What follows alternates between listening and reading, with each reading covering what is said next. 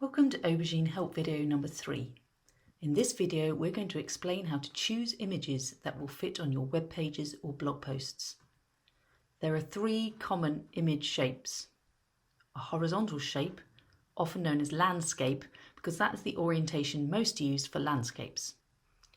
A vertical shape, often known as portrait, because that is the orientation most used for portraits.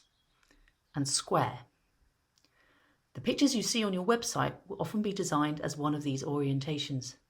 You can't usually change the orientation without asking the developers to redesign your site. For example, on this website, the images are in landscape orientation. Imagine that you needed to replace one of these images. Using a portrait orientation, you can see at the moment that I have space at the side of the image box. If I enlarge the image to fit the box, I lose part of the image at the top or bottom because only the part within the red outline will show.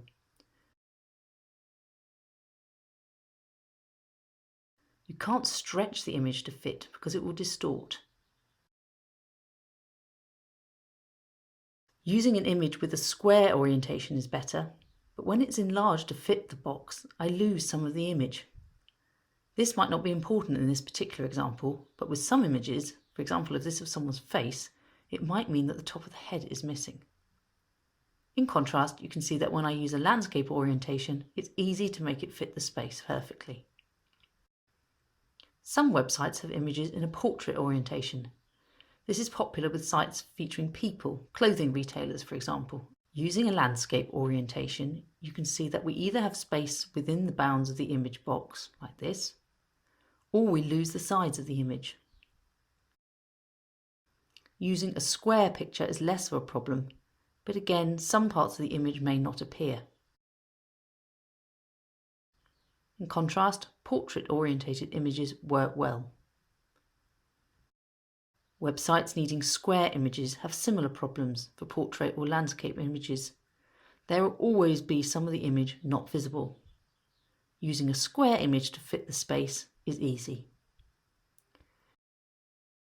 You might be thinking, isn't there some technical wizardry that can overcome these problems? Well, the answer is yes. It may be possible to modify images using computer software to help them fit. In this image, we've digitally added more grass at the top, for example. However, image manipulation takes time and it will cost you money to get it done. Unless there's a really important reason for using a particular image, it's much easier and cheaper to match the images you use with the image orientation used on your site. Image libraries offer a filter option where you can choose the orientation of the pictures you are looking for. This is a big help when trying to find the perfect image. As a rough guide, a file size of about 500 kilobytes should be sufficient for most situations on a website. Make sure the image you choose looks clear with no blurring or fuzziness when viewed on a computer screen. If you need help adding an image to a web page, please see our help video number 2. Thanks for watching.